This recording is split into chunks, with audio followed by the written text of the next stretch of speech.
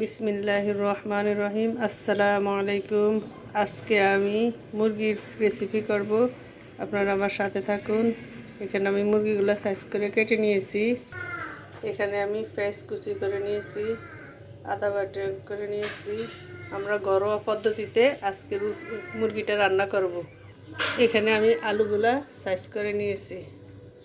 আমি এখানে কোনো ভিন্ন রকমের মশলা ব্যবহার করব না। আমি ঘরোয়া পদ্ধতিতে ঘরোয়া মশলা দিয়ে আজকে আমি মুরগিটা রান্না করব।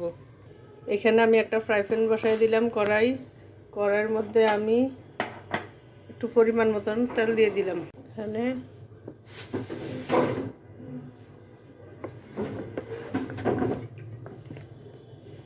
আমি আলুগুলো ভেজে নেব। আমি 1 চামচ লবণ দিলাম, 1/2 চা চামচ হলুদের গুঁড়ো দিলাম। এখন আমি এগুলো ভালো করে মিশিয়ে নেব। এখানে আমি কড়াইটার মধ্যে তেল দিয়ে দিলাম। এখন আমি আলুগুলো একটু লাল লাল করে ভেজে নেব।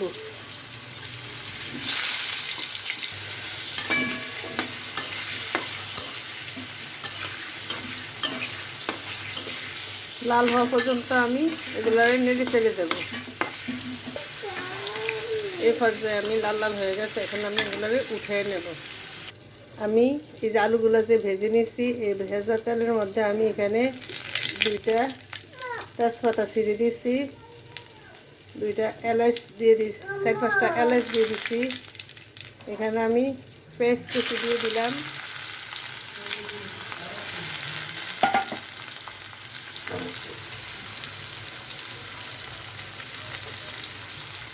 পরিমাণ মতন তেল দিয়ে দিলাম, লবণ দিয়ে দিলাম।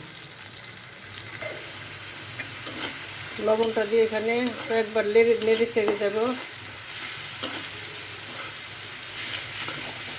একটু ভেজে নেব। এই পর্যায়ে আমি আদা বাটা দিয়ে দেব।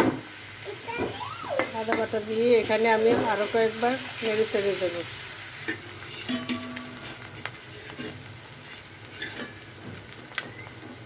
আমি এখানে পরিমাণ মতন একটু রসুন বাটা দিয়ে দিলাম। দিয়ে আবার কিছুক্ষণ নেড়ে ছেড়ে দেবো। নেড়ে ছেড়ে দেওয়ার পর এখন আমি ভাজা ভাজা হয়ে গেছে। আমি 1 চামচ আরও পরিমাণে একটু বাড়িয়ে দিলাম হলুদটা। এখানে 1 চামচ ধনিয়ার গুঁড়া দিয়ে দিলাম। 1 চা চামচ মরিচের গুঁড়া দিয়ে দিলাম। আমার মরিচের গুঁড়াটা অনেক লাল, ঝালটা মোটামুটি ঠিক আছে। এরপর আমি কিছুক্ষণ নেড়ে ছেড়ে দেব।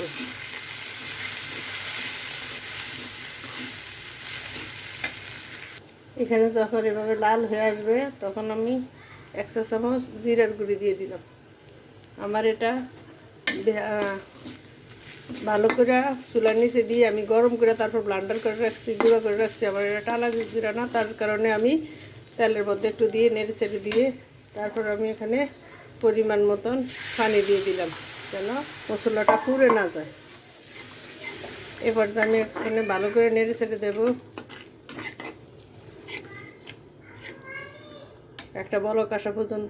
এরপর যে তেলটা বেশি উঠছে, বলক আসার পরে তেলটা বেশি উঠছে, আমি সবগুলো মুরগি দিয়ে দেব। বলো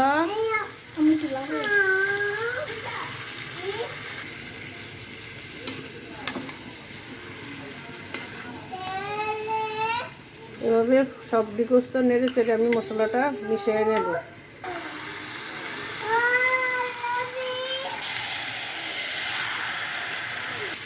কিছুক্ষণ নেড়ে চেড়ে এখন আমি ঢাকনাটা দিয়ে দেব। এবারকার ঢাকনাটা খুলে আবার একটা নাড়াচাড়া দিয়ে দেব।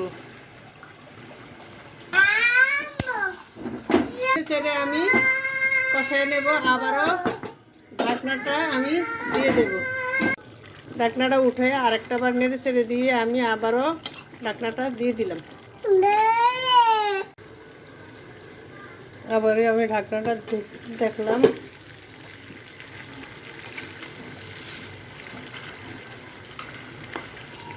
এখন তেল ভেসে উঠছে। এরপর যে আমি আলুগুলা তেলে ভেজে রেখেছি, যে এই তেলের আলুগুলো আমি এখানে ঢেলে দেব। তারপরে না আমি ভালো করে নেড়ে ছেড়ে দেব। এরপর আমি একটু পরিমাণ মতন পানি দিয়ে দেব। আমি আর বেশি পানি দেব না, কারণ এগুলা কষানোর মধ্যে অনেকটাই সিদ্ধ হয়ে গেছে। এখন আমি একটু ঢেকে দেব। এখানে আমি 3টা মরিচ দিয়ে দিলাম। এখন আমি ঢাকনা দিয়ে কিছুক্ষণের জন্য ঢেকে রাখবো।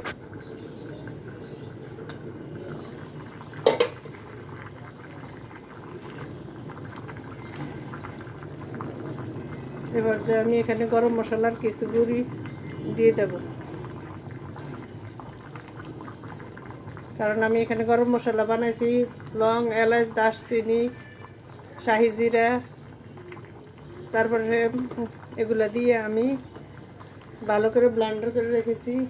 আপনারা যদি আমার এই গরম মশলা বানানোর রেসিপিটা দেখতে হয়, তাহলে আপনারা আমার চ্যানেলটা সাবস্ক্রাইব করে রাখবেন, তাহলে আপনারা দেখতে পারবেন। আমি একদিন বানিয়ে আপনাদেরকে দেখাবো। দেখছেন কালারটা কত সুন্দর হয়েছে গাইস। আপনারা আমার ভিডিওটা ভালো লাগলে একটা লাইক দিয়ে দিবেন। মাশাআল্লাহ, কালারটা দেখেন কত সুন্দর হয়েছে। রান্নাটা সেই মজা। চটপট মেহমান আসলে, তাড়াতাড়ি যদি কোনো মেহমান এসে যায়, আমি আবার তাড়াতাড়ি ওই রান্নাটা শেষ করে ফেলি। যেমন তাড়াতাড়ি মেহমান আসে তেমন তাড়াতাড়ি রান্না করি। দেখেন আলু দিয়ে মুরগির গোস্ত রান্না কেমন হয়েছে একটু বলবো। আল্লাহ হাফেজ।